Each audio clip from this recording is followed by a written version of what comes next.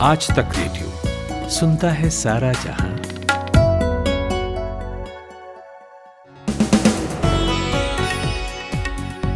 नमस्कार, आदाब। मंगलवार की शाम है, तारीख है 27 जुलाई। मेरा नाम है जमशेद कमर सिद्दीकी और हाजिर हूं मैं लेकर आज तक रेडियो का डेली न्यूज एनालिसिस पॉडकास्ट दिन भर की सबसे बड़ी खबरों पर यहाँ एनालिसिस होगा और बात होगी एक्सपर्ट्स के साथ। तो किन खबरों पर होगी बात वो आपको बता देते हैं। सबसे पहले बात होगी टीएमसी की केंद्रीय पॉलिटिक्स में मजबूती से उभरने की जद्दोजहद और चाह के बारे में। सीएम बनने के बाद ममता बनर्जी आज अपने 5 दिवसीय दौरे पर दिल्ली आई हैं। तो क्या है इस दौरे में खास, बताएंगे आपको।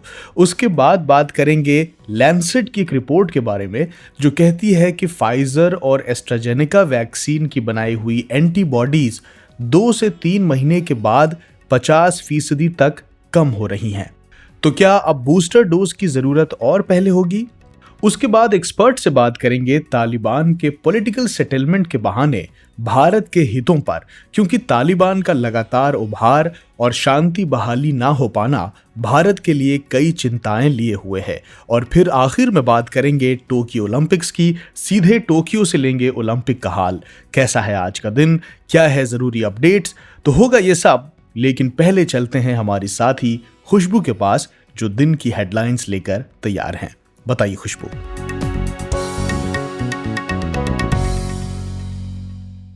शुक्रिया जमशेद। भारत और श्रीलंका के बीच आज रात 8 बजे शुरू होने वाला दूसरा T20 मैच स्थगित कर दिया गया है। भारतीय ऑलराउंडर कुणाल पांड्या के कोरोना पॉजिटिव पाए जाने के बाद ये फैसला लिया गया। अगर दोनों टीमों के बाकी सभी खिलाड़ी और स्पोर्ट्स स्टाफ नेगेटिव आते हैं तो ये मैच बुधवार यानी 28 जुलाई को खेला जा सकता है। यूनेस्को विश्व धरोहर समिति के 44वें सत्र के बाद गुजरात के हड़प्पा कालीन शहर धोलीवीरा को यूनेस्को वर्ल्ड हेरिटेज की लिस्ट में शामिल कर लिया गया है। प्रधानमंत्री नरेंद्र मोदी ने ट्वीट कर कहा कि इस खबर से उन्हें बहुत खुशी हुई है। कर्नाटक का नया मुख्यमंत्री चुनने के लिए राज्य के बीजेपी विधायकों की बैठक अब से कुछ देर बाद आयोजित होगी। बैठक में निवर्तमान सीएम बीएस येदियुरप्पा के उत्तराधिकारी का चयन होगा। हालांकि इस बारे में ऐलान बुधवार को किया जाएगा। नवजोत सिंह सिद्धू आज चंडीगढ़ स्थित सचिवालय पहुंचे। यहां उनकी मुख्यमंत्री कैप्टन अमरिंदर सिंह के साथ बैठक हुई। करीब 1.5 घंटे चली बैठक में सिद्धू ने कैप्टन अमरिंदर सिंह को 5 मांगों वाली चिट्ठी सौंपी। सिद्धू ने विधानसभा का सत्र बुलाकर केंद्र के कृषि कानूनों को रद्द करने की मांग की है ताकि इसे राष्ट्रपति को भेजा जा सके। वहीं खबर है कि Madhya Pradesh board of secondary education 29 जुलाई को दोपहर 12 बजे 12वीं क्लास का रिजल्ट जारी करेगा। वित्त राज्य मंत्री भागवत किशन राव कराड ने संसद को बताया कि किसानों की कर्ज माफी को लेकर फिलहाल सरकार की कोई भी योजना नहीं है। नबार्ड के आंकड़ों के मुताबिक देश के किसानों पर इस समय 16.8 लाख करोड़ रुपए का कर्ज है। स्वास्थ्य मंत्रालय के जॉइंट सेक्रेटरी लव अग्रवाल ने आज बताया है कि 7 राज्यों के 22 जिलों में पिछले 4 हफ्तों से संक्रमण की दर बढ़ रही है। यह हमारे लिए चिंता की बात है, इसे हल्के में ना लें। और मुंबई में कोरोना संक्रमण का एक चौंकाने वाला मामला सामने आया है। यहाँ की डॉक्टर पिछले साल जून में अब तक 3 बार कोरोना पॉजिटिव आ चुकी हैं। खास बात यह है कि 2 बार वे वैक्सीन लगने के बाद संक्रमित हुई हैं। आप सुन रहे हैं आज तक रेडियो। पश्चिम बंगाल की मुख्यमंत्री ममता बनर्जी आज अपने 5 दिवसीय दौरे के लिए दिल्ली आ चुकी हैं। तीसरी बार पश्चिम बंगाल की सत्ता संभालने के बाद ये उनका राष्ट्रीय राजधानी का पहला दौरा है।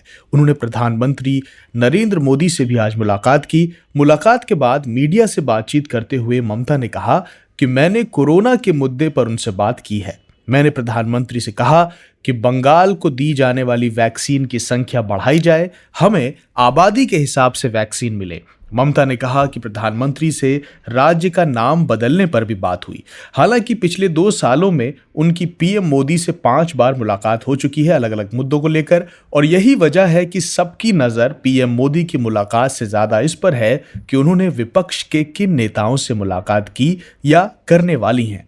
तो आज पीएम मोदी से मिलने से पहले वो कांग्रेस नेता कमलनाथ और आनंद शर्मा से मिली। कल वो कांग्रेस की अंतरिम अध्यक्ष सोनिया गांधी से मिलेंगी। शरद पवार के साथ भी उनकी मुलाकात प्रस्तावित है। फिलहाल समय और दिन तय नहीं है। तो ममता बनर्जी का ये दिल्ली दौरा ऐसे समय में हो रहा है जब संसद का मॉनसून सत्र चल रहा है और सदन में हर रोज हंगामा हो रहा है, और इस दौरान टीएमसी की सक्रियता और आक्रामकता खासी देखी जा रही है। तो ममता का दिल्ली आकर विपक्ष के नेताओं से मुलाकात करना किसको और कितना असहज करता है, बीजेपी को या कांग्रेस को, ये पूछा मैंने वरिष्ठ पत्रकार जयंतो घोषाल से। देखिए, अभी इस समय ममता जी का जो मेन टारगेट है वो बीजेपी है, और बीजेपी को आइसोलेट करना और सरकार के खिलाफ, जैसे दिल्ली आने के पहले कैबिनेट डिसीजन जो लिए हैं जो कमीशन, वो भी आप जानते हैं, ये जो इश्यूज हैं, ये इश्यूज को अपोजिशन यूनिटी को बढ़ाने का मूव है।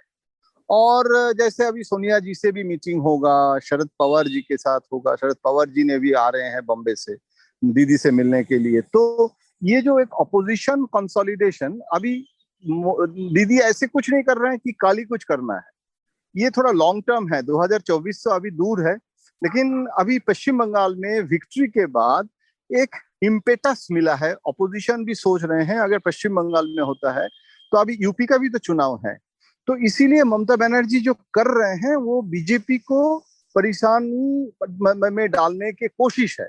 वो सफल होंगे या नहीं होगा वो तो भविष्य बताएंगे, लेकिन अभी इस समय फिलहाल ममता जी का जब जो कोशिश है, जितने प्रांतिक दल है सबको एक साथ, रीजनल पार्टीज को एक कंसोलिडेशन करना, एक फ्रंट बनाना, पीके भी एक्टिवली मतलब पार्टिसिपेट कर रहे हैं, ये सब छोटे छोटे सिंबोलिज्म जो है, मुझे लग रहा है कि कांग्रेस और ममता के खिलाफ तो बहुत दुश्मनी हो गया था ना चुनाव के समय, वो अलग फ्रंट लेफ्ट के साथ बना लिया था। अभी सोनिया जी के साथ मीटिंग है और कांग्रेस और तृणमूल बहुत दिन बाद एक साथ दिखाई दे रहे हैं। राहुल गांधी अभिषेक बंदोपाध्याय का ट्वीट को वो फोटो डाल के ट्वीट कर रहे हैं और टीएमसी उसको रीट्वीट कर रहे हैं, तो ये जो बनहमी, ये एक नई चैप्टर दिखाई दे रहा है। तो इसमें बीजेपी क्या कितना परेशानी होगा वो देखने लायक है, वो भविष्य बताएंगे। जयंतो, जिस तरह के नेताओं से ममता मिल रही हैं, जैसे कमलनाथ से मिली, आनंद शर्मा से मिली, सोनिया गांधी से मिलेंगी, राहुल का कहीं नाम नहीं है, शरद पवार से भी मिलना है, तो ये चयन किस आधार पर किया गया है? सबको एकोमोडेट करने के ममता जी कोशिश कर रहे हैं, क्योंकि ये लोग ममता जी के पास आ रहे हैं ना। अभी देखिए अभिषेक मनु सिंघवी जी भी आ गए हैं, तो कमलनाथ, आनंद शर्मा, सब एक एक करके जो मिल रहे हैं, ये ममता जी के पास आ रहे हैं, ममता जी नहीं जा रहे हैं। और ममता जी सोनिया जी के पास जाएंगे, तो सोनिया जी से मिलने के पहले ये मीटिंग ये सब हो रहा है, और they are very close to Sonia ji also. तो this is basically the emissaries of Congress high command. सबसे पहले तुरंत राहुल गांधी के साथ मीटिंग करना जरूरी नहीं है, पहले तो रोड मैप जो है वो तैयार करना है। राहुल गांधी जी से भी जरूर मीटिंग होगा, लेकिन आज नहीं तो कल। लेकिन ममता जी राहुल जी के साथ मीटिंग करने के लिए इच्छुक भी है। लेकिन सबसे बड़ी बात है कि आप जो बोल रहे हैं कि किस तरीके से ये चुना गया है, बेसिकली कांग्रेस की तरफ से चुना गया है, ममता जी की तरफ से नहीं।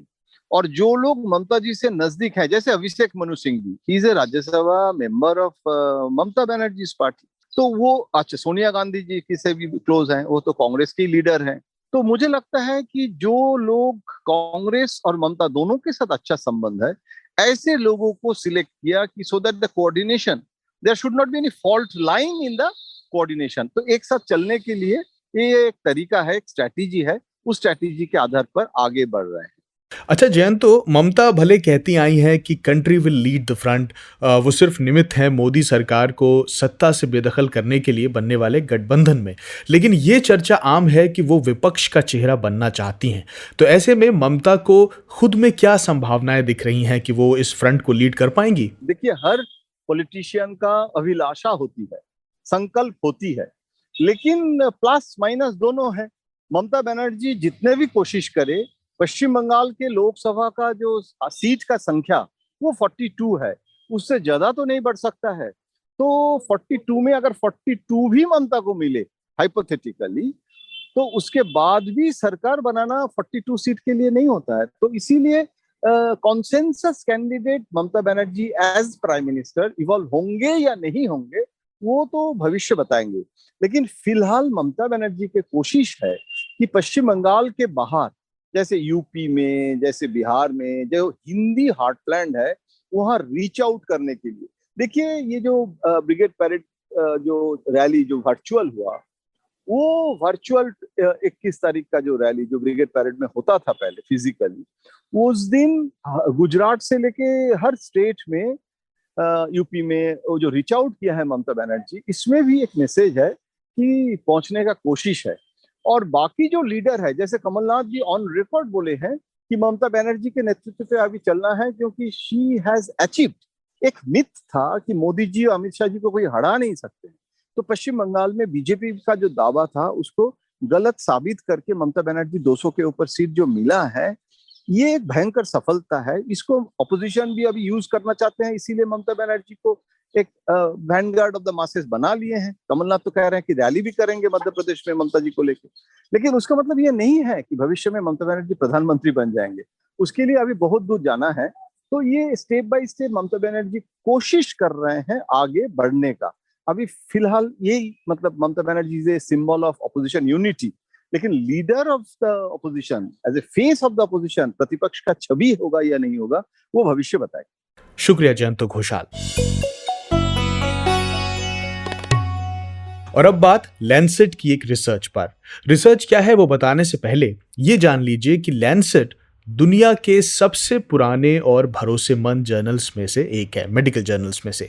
1823 में इसे एक इंग्लिश सर्जन थॉमस वैके ने शुरू किया था। कोविड महामारी में तो लैंसेट ने कई ऐसी रिसर्च की जो कमोबेश बिल्कुल सही साबित हुई या उन्होंने सही डायरेक्शन दिया।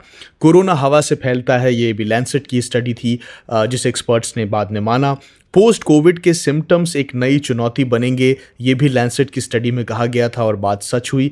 अब ऐसी ही एक स्टडी लैंसेट की तरफ से फिर आई है वैक्सीन से रिलेटेड। स्टडी के मुताबिक अगर कोई फाइजर या एस्ट्राजेनेका की कोरोना वैक्सीन डोज पूरी लेता है तो जितनी एंटीबॉडी लेवल वैक्सीन की वजह से बनती है वो महज 6 हफ्तों में नीचे गिरने लगती है, और वहीं 10 हफ्ते या 2 से 3 हफ्तों में तो ये 50% तक कम हो जाती है।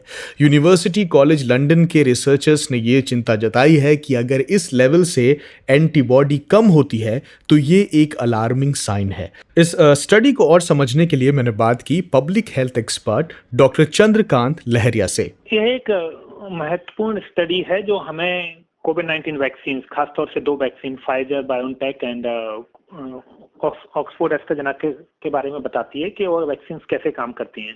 लेकिन हमें साथ में यह भी याद रखना होगा कि सभी वैक्सीन में या इम्यून सिस्टम का जो वैज्ञानिक सिद्धांत है वो है बताता है कि जब दूसरा डोज दिया जाता है उसके बाद कुछ समय तक वैक्सीन के बाद एंटीबॉडी का लेवल बढ़ने लगता है, लेकिन 7 से 10 सप्ताह पर फिर यह लेवल गिरना शुरू हो जाता है।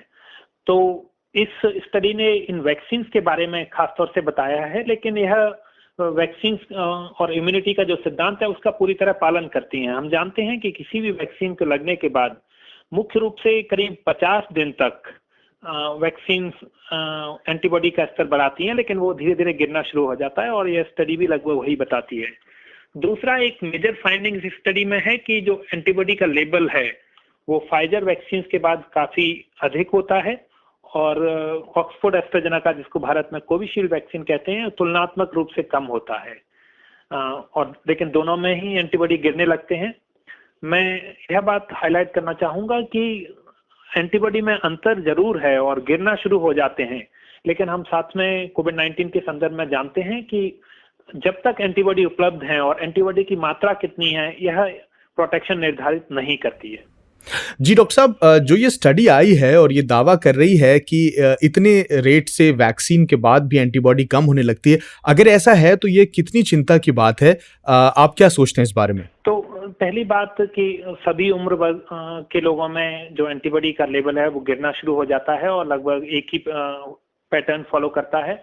यह दर्शाता है कि वैक्सीन एक इम्यून सिद्धांत को फॉलो करती हैं और उसका सभी आयु वर्ग में पालन हो रहा है। अच्छी बात है कि किसी में कोई अंतर नहीं आया है। दूसरी बात हमें यह भी याद रखनी होगी कि इस स्टडी को एक आइसोलेशन में नहीं पढ़ा जाना चाहिए, इसको बाकी जो हमारी साइंटिफिक अंडरस्टैंडिंग है उसके साथ पढ़ाना जाना चाहिए। तो हम जानते हैं और जो अन्य स्टडीज आई हैं उन्होंने बताया है कि भले ही किसी व्यक्ति में एंटीबॉडी स्तर गिर जाए और हो सकता है बिल्कुल ट्रेस ना हो, लेकिन उसके बावजूद हम जानते हैं कि कोविड-19 वैक्सीन में एंटीबॉडी के अलावा एक टी सेल बेस्ड रिस्पॉन्स होता है, तो व्यक्ति एंटीबॉडी का स्तर नीचे गिर जाने के बावजूद प्रोटेक्टेड रह सकता है। तो हमें यह बात याद रखनी होगी। तो इन दोनों बातों को साथ में देखें कि एंटीबॉडी का स्तर गिरता है और व्यक्ति एंटीबॉडी के बिना भी प्रोटेक्टेड रह सकता है। तो यह कहना फिलहाल थोड़ा मुश्किल है कि बूस्टर डोज क्या सिर्फ हम इस आधार पर निर्धारित कर सकते हैं कि एंटीबॉडी का स्तर गिर गया है, या हमें अन्य साइंटिफिक सिद्धांत है उनका भी पालन करना होगा। लेकिन एक बात साफ है कि इन वैक्सीन में जो कोविड-19 एक रेस्पिरेटरी इलनेस है मुख्य रूप से, और बाकी जो रेस्पिरेटरी इलनेसेज होती हैं उनमें बूस्टर डोज की जरूरत होती है। फिलहाल यह कह पाना मुश्किल है कि कब और कितने समय बाद बूस्टर डोज देना होगा, लेकिन लगभग तय माना जा रहा है कि बूस्टर डोज की जरूरत होगी। इस स्टडी में भी निष्कर्ष निकाला है, और हो सकता है अन्य स्टडीज में, कि बूस्टर डोज इस बात पर निर्भर कर सकता है कि व्यक्ति को पहले कौन सी वैक्सीन दी गई है, पर बूस्टर डोज इस बात पर भी निर्भर कर सकता है कि क्या व्यक्ति को कोई कोमॉर्बिडिटी है या अन्य हाई रिस्क है, उनको प्राथमिकता के आधार पर बूस्टर डोज दिया जाए। तो फिलहाल इस स्टडी के आधार पर कह पाना थोड़ा जल्दबाजी होगा। इन्होंने जो स्टडी की है उसमें लगभग हर उम्र के लिए रिजल्ट सेम ही आए हैं, और ऐसे में ये बहस भी है कि बूस्टर डोज देने के लिए किसे प्रायोरिटाइज किया जाना चाहिए। आपको क्या लगता है? जो सबसे पहली लिमिटेशन जो ऑथर्स ने खुद मानी है, उन्होंने कहा है कि इसमें जो सैंपल साइज यूज किया गया है, करीब 600 लोगों पर स्टडी की गई है, तो यह काफी छोटा माना जाता है।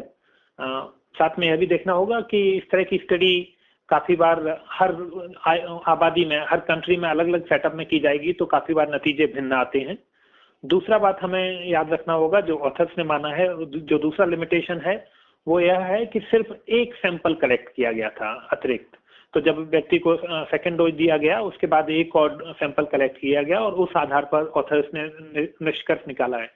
तो आने वाले समय में कुछ ऐसी स्टडी की जाए जिसमें रिपीटेड सैंपल लिए जाएं, और समय के सिर्फ 10 सप्ताह पर ही नहीं, तो समय के साथ उसमें देखा जाए कि किस रफ्तार से और क्या पैटर्न फॉलो करता है। हो सकता है शुरुआत में तेजी से एंटीबॉडी लेवल गिरते हैं, लेकिन समय के साथ एंटीबॉडी का गिरने का स्तर स्लो भी हो सकता है, और लोगों में पर्याप्त एंटीबॉडी रहे। तो निश्चित रूप से यह कुछ एविडेंस प्रोवाइड करती है, पर कुछ और एविडेंस जनरेट करने की जरूरत है, तभी हम किसी भी कंक्लूजन पर पहुंच पाएंगे। तो ये थे चंद्रकांत लहरिया। शुक्रिया डॉक्टर साहब हमसे बात करने के लिए। अब वैक्सीन की बात हो ही रही है तो एक राहत की खबर भी बताते चलते हैं। आज केंद्रीय स्वास्थ्य मंत्री ने ये कहा है कि अगस्त तक बच्चों के लिए भी वैक्सीन आ सकती है। जाहिर है तीसरी लहर की आशंका जताई जा रही है, हालांकि हम श्योर नहीं है कि वो कब आएगी, लेकिन इस बीच अगर वैक्सीन के और ऑप्शंस आ जाते हैं तो अच्छा ही है। सुबह सुबह ऐसा लगता है कि सबकी गाड़ी छूट रही है, लेकिन न्यूज़ भी तो मिस हो रही है। स्कूल, कॉलेज या ऑफिस की पूरी तैयारी तो हो जाती है, मगर देश दुनिया की अपडेट्स ले पाते हैं क्या? तो आपकी प्रॉब्लम का स्मार्ट सॉल्यूशन ये है कि अपनी सुबह की शुरुआत आप आज तक रेडियो के साथ कीजिए। कल क्या हुआ और आज क्या हो सकता है, सटीक एनालिसिस, पहले बड़ी खबरें और फिर अखबारों के चुनिंदा मोती। ये है सुबह का खबरनामा, आज का दिन, मेरे यानी नितिन ठाकुर के साथ। और अब बात अफगानिस्तान की।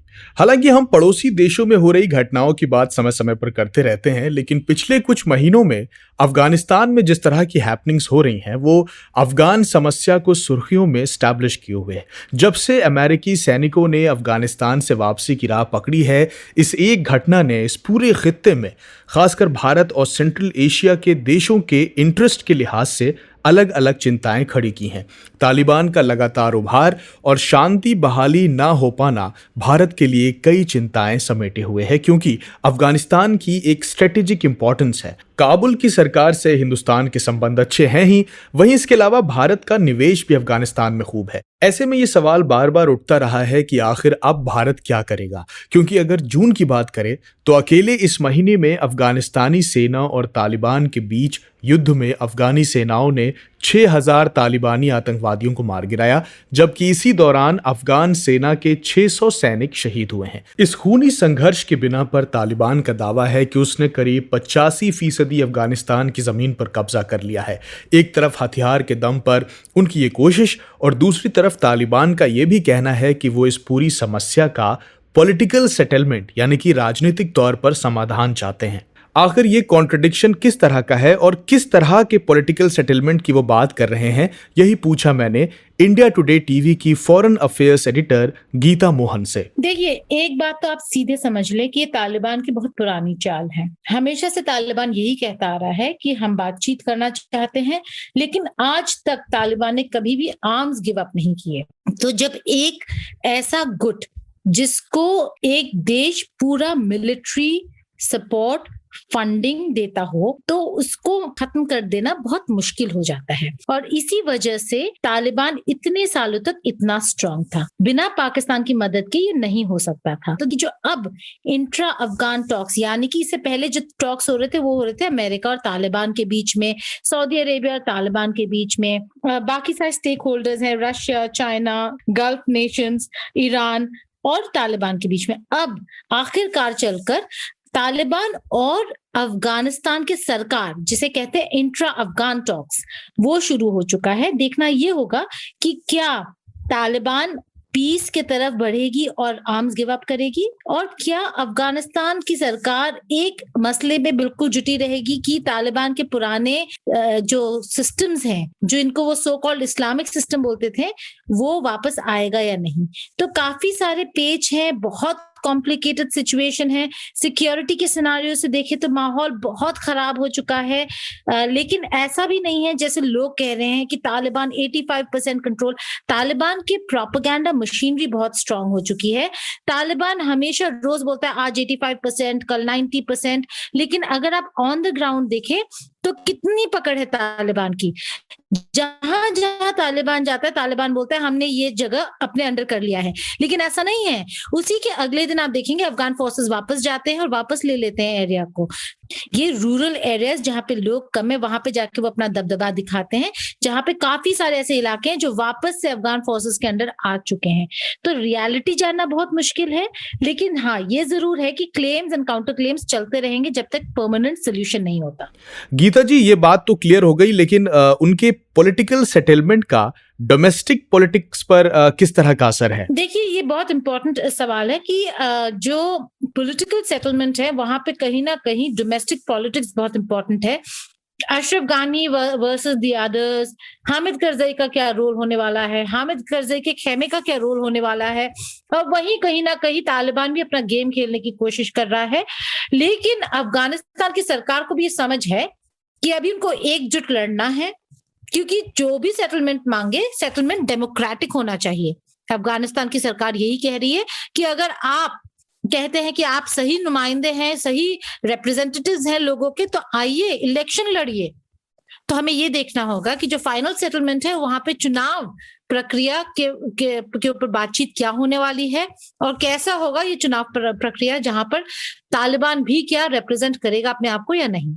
अच्छा गीता जी, एक चीज ये बताइए कि भारत का क्या स्टेक पर है अफगानिस्तान में? कुछ मीडिया रिपोर्ट्स में ये बातें भी आई थी कि भारत ने कथित तौर पर तालिबान के प्रतिनिधियों से बात करने की कोशिश की थी। हालांकि सरकार ने इस बारे में कुछ नहीं कहा था, लेकिन इस बदलते हुए सूरत हाल में आप इसे किस तरह से देखती हैं? कौन से ऐसे पॉइंट्स हैं जो बात करने की तायद करते हैं और कौन इससे परहेज?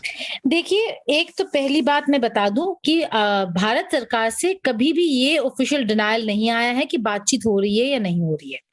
डिनायल बस एक बात पे आई थी कि जयशंकर नहीं मिले थे बरादर से। भारत सरकार ने ये नहीं कहा है कि तालिबान से, ना कंफर्म किया है ना डिनाय कि तालिबान से बातचीत हो रही है या नहीं। दूसरी बात, भारत सरकार, जबकि हमारे स्टेक्स बहुत हाई है और सिक्योरिटी सिचुएशन अगर देखें भारत के जो एसेट्स हैं, इंफ्रास्ट्रक्चर है, उनके हालात काफी खराब हो चुके हैं और खराब है। कांदाहार हमने बंद किया टेम्परेरीली, मजार शरीफ पे नजर, बिल्कुल कड़ी नजर बनाए हुए हैं कि माहौल कैसा है। लेकिन वो अलग अगर रखें तो ऑफिशियली हमारा स्टैंड हमेशा ये रहा है अफगानिस्तान को लेकर कि जो भी ऑफिशियल रिप्रेजेंटेटिव है अफगानिस्तान का, भारत उसी को एंगेज करेगा। अफगानिस्तान की सरकार से भारत लगातार एंगेज करता आ रहा है, लेकिन अब रियलिटीज थोड़े बदल गए हैं। रिप्रेजेंटेटिव ऑफ अफगानिस्तान अब बस अफगानिस्तान की सरकार नहीं है, क्योंकि अफगानिस्तान की सरकार भी तालिबान से बातचीत शुरू कर दी है। अगर उन्होंने बातचीत शुरू कर दी और चीन और पाकिस्तान साथ बैठे हैं तो भारत के लिए बहुत बड़ा नुकसान हो जाएगा अगर अब भारत तालिबान को एंगेज नहीं करता है। उसका ये मतलब नहीं है कि भारत डेमोक्रेटिक सिस्टम्स को भूल चुका है। अब भी भारत का कहना यही है कि जब इंट्रा अफगान टॉक्स खत्म होंगे और जो भी प्रक्रिया होगी एक सरकार बनने की, जो सरकार बनेगा, जो अफगानिस्तान के का सरकार होगा और काबुल में बैठेगा, भारत सरकार उनसे बात करेगी। लेकिन क्योंकि अब ये रियलिटी हो गई है कि कहीं ना कहीं काबुल में आपको तालिबान के रिप्रेजेंटेटिव्स नजर आएंगे, तो इसीलिए ये जरूरी हो चुका था भारत को एंगेज करना। ये ऑफिशियल्स, ये सोर्सेस, सूत्रों के हवाले से हमें पता चला है कि एंगेज कर रहे हैं। किस लेवल पे कर रहे हैं हमें नहीं पता, लेकिन ये जरूर है कि हाई लेवल यानी कि विदेश मंत्री के लेवल पे एंगेजमेंट नहीं है अभी। ये थी इंडिया टुडे टीवी की foreign affairs editor Geeta Mohan.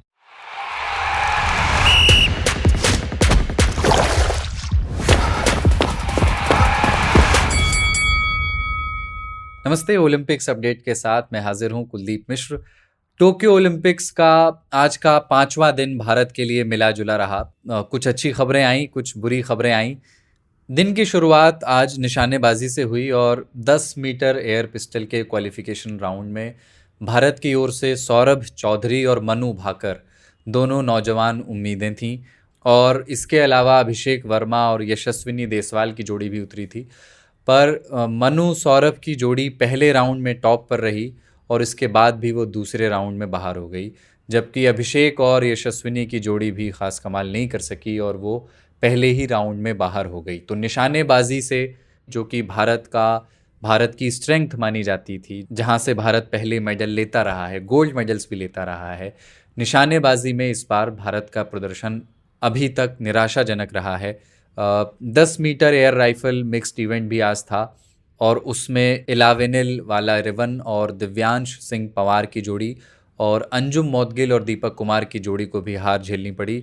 Divyansh Elavenil की जोड़ी 12वें नंबर पर रही और अंजुम दीपक की जोड़ी 18वें नंबर पर रही, जबकि वही टीमें जो क्वालिफाई करती हैं अगले स्टेज के लिए, अगले राउंड के लिए, जो शीर्ष 8 में आती हैं, जो टॉप 8 में आती हैं।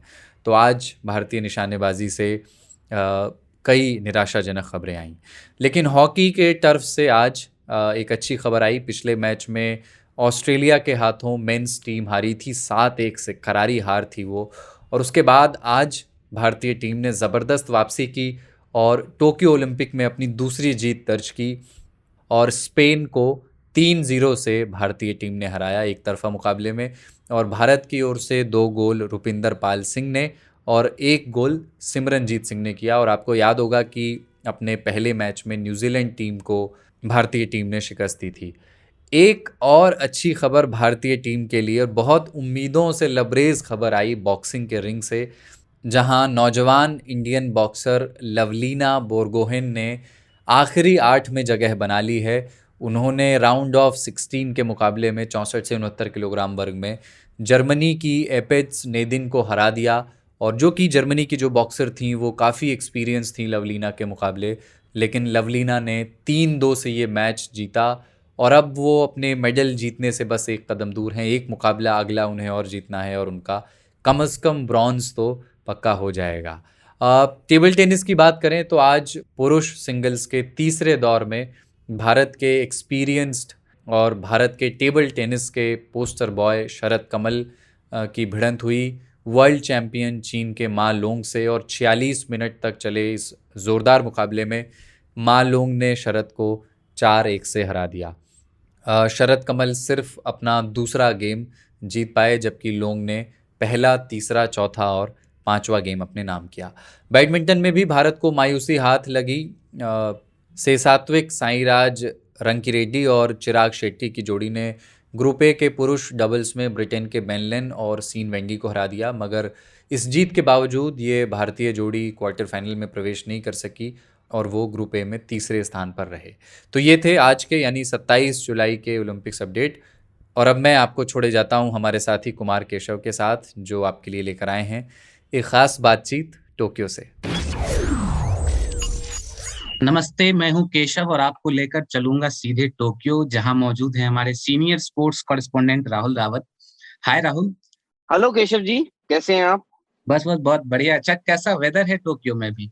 यार कल तो यहाँ पे पूरा सुना 128 माइल्स पर आवर की स्पीड से जो है टाइफून आ रहा था। तो कल रात को बारिश शुरू हुई। सुबह तक एक्चुअली बारिश ही होती रही, करीब 9 बजे तक, क्योंकि हम शूटिंग रेंज जा रहे थे आज। तो लंबा सफर होता है, होटल से एक पॉइंट पे हम आते हैं, फिर वहां से हमें मीडिया शटल लेकर शूटिंग रेंज का जो रास्ता है वो 1 घंटे का है। तो कल रात से ऑलमोस्ट सुबह तक बारिश हो रही थी, बट उसके बाद से धूप जो है ना, वो थोड़ी ज्यादा यहाँ पे वो चुभने वाली धूप होती है। गर्मी तो है यहाँ पे, और ह्यूमिड थोड़ा ज्यादा हो गया है। ठीक बात है। तो राहुल, ओलंपिक्स पे चलते हैं। अभी तक हमारे पास मीराबाई चानू के मेडल के अलावा कोई बड़ी खुशखबरी नहीं आ पाई है।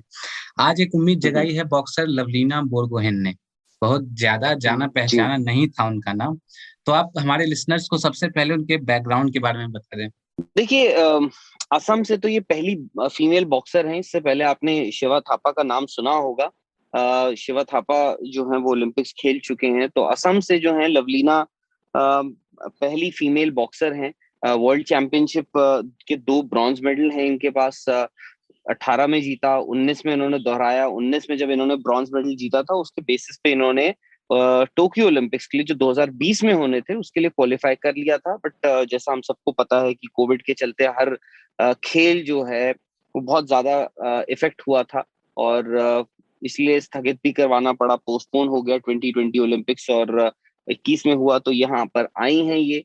और एक वही मध्यम वर्गीय परिवार से, जो हमें पता है कि इन स्पोर्ट्स में आपको कोई ऐसा है नहीं कि कोई बहुत ही लैविश रिच जो अच्छे खासे बैकग्राउंड से आते हैं, वो जैसे टेनिस हो गया। शूटिंग में भी ऐसा नहीं कि शूटिंग में बहुत ही अफ्लुएंट फैमिलीज से लोग आते हैं, वहां पे भी होते हैं। बट बॉक्सिंग और रेसलिंग में अगर आप देखें, कॉम्बैट स्पोर्ट्स जो होते हैं, यहाँ पे वही मध्यम वर्गीय परिवार के लोग होते हैं।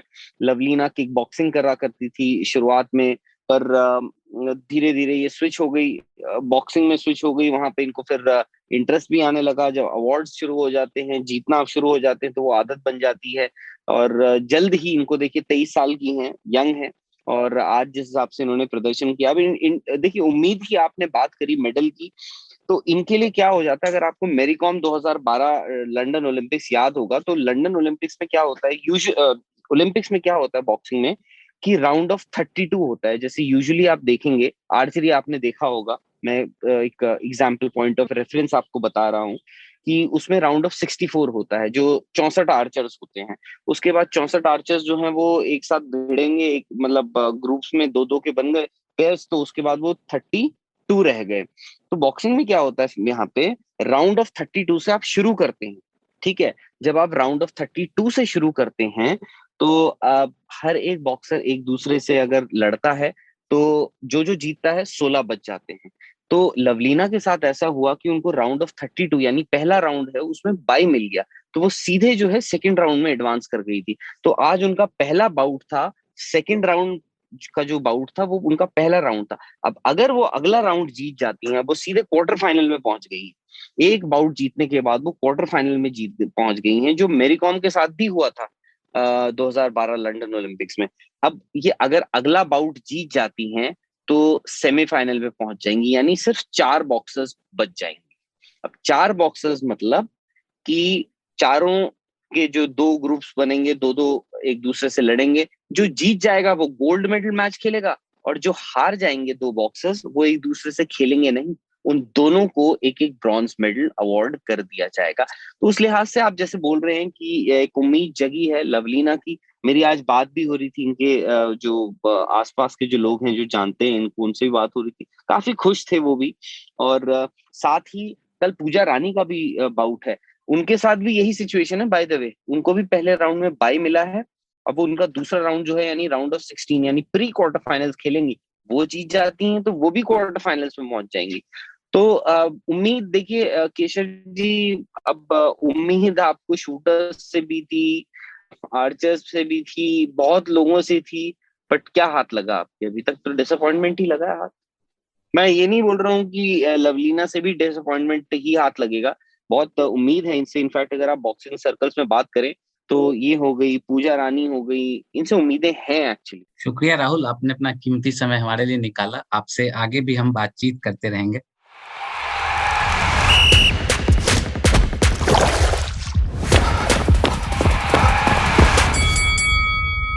शुक्रिया केशव और कुलदीप। हमारे आज तक रेडियो के लिसनर्स को मैं बता दूं कि आप इसी तरह से रेगुलरली ओलंपिक अपडेट्स आज तक रेडियो पर सुनते रहेंगे। तो इसी के साथ दिन भर में वक्त हो गया है आपसे विदा लेने का, लेकिन चलते चलते आपको फिर से याद दिला दूं कि आज तक रेडियो पर जरूर सुनिए हमारा नया पॉडकास्ट पढ़ाकू नितिन। अगर इतिहास में, सूचनाओं में और बढ़िया जानकारी में रुचि है तो पढ़ाकू नितिन जरूर सुनिए। पहला एपिसोड अपलोड हो चुका है जिसका टॉपिक है कि बाबर को मुगल शब्द से नफरत क्यों थी। और ये रिमाइंडर मैंने इसलिए भी दिया है क्योंकि हमारे साथ ही नितिन का आज बर्थडे भी है।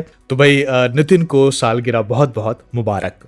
तो कैसा लगा आज का पॉडकास्ट हमें जरूर बताइए। हमारा पता है radio@aajtak.com और सोशल मीडिया पर भी आज तक रेडियो मौजूद है। तो ट्विटर, फेसबुक, इंस्टाग्राम और टेलीग्राम पर हमसे जुड़िए। इस शो की साउंड मिक्सिंग की है सचिन द्विवेदी ने और प्रोड्यूसर हैं खुशबू और मेरा नाम है जमशेद कमर सिद्दीकी।